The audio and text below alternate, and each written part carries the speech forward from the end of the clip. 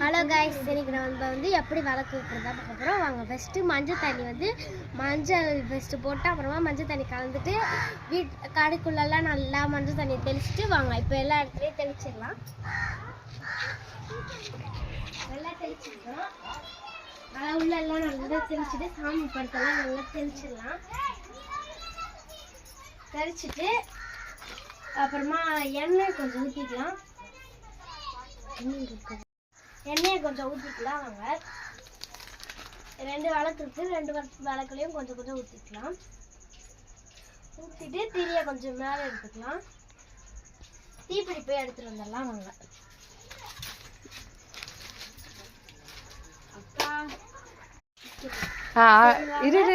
பற்ற வச்சுக்கலாம்.